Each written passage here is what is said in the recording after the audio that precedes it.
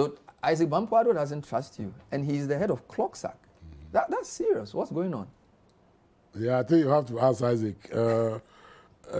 I didn't say that. He said it. So at the appropriate time, ask him why he doesn't trust me. But you see, the fact that we have 3 centers doesn't mean we are not united.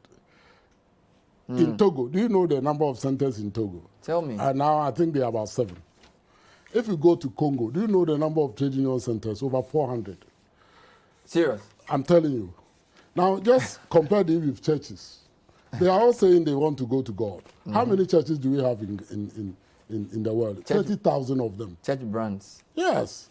So it doesn't mean they are not together. They are together in the principles. We all agree on the issue of protection of income and jobs. I don't think it's fair for anyone to think that any organized labor group will be against protecting jobs and incomes. Of course, the way we do things may be different from one to the other. Just as the churches, they are all hailing God, but the Anglicans, they worship in a certain way, the Catholics worship in a certain way.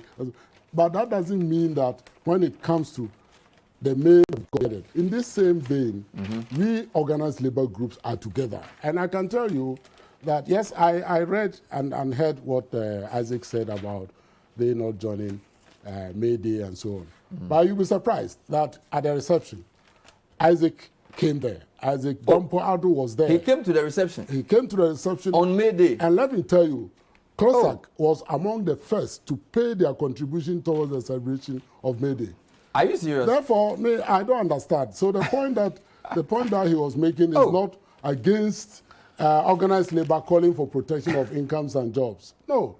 The point is that we might have, or I personally might have done something that he didn't like. And instead of dealing with it like in-house issue, he went out there and addressed the press. And then he gave that wrong impression that we are not together. But let me tell you, we are together. And when the time comes, I mean, I think the questions will follow. What we will do, you will see that we are together. Yeah. I'm asking because 2 things. When the initial 4 and 7% was agreed, it was both you and him that we all came together. Good. All the organized labor groups were together in the negotiation. I was there. Isaac Bampuado was there when we all agreed. Was he GFL, signed, was and GFL I also signed. there? GFL was there for the minimum wage, but they are not part of this one. So I signed the agreement. Isaac Bampuado also signed the 4% and the 7%. Well, there's a story here as well, Timothy Nyengbe's story on the same publication where Abraham Kumsin urges unity. And let me just read the paragraph. He observed that the deepening of disunity among the labor unions had reduced the May Day to a mere fanfare event that had little significance for workers.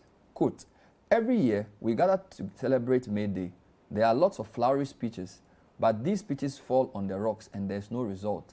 It has been reduced to a platform where politicians come to make promises to workers. And it continues on page 12. And he basically says, knowing that just give me a second, without fulfilling them, most workers do not even understand the history of the May Day celebration and just take delight in socializing and making merry. This is quite damning. Yeah, but colleague. He's entitled to his views. I mean, if this is how he views May Day, it's for me very unfortunate. I expect a union leader to hail May Day. May Day is a special day. Let me tell you, it is a day that all the hearts of not only those workers in Ghana, but all the hearts of workers across the world are put together. And as I always say, if you put together, the heart is among the softest parts of the body. But if you put a number of them together the way we do on May Day, even bulldozers cannot crash it.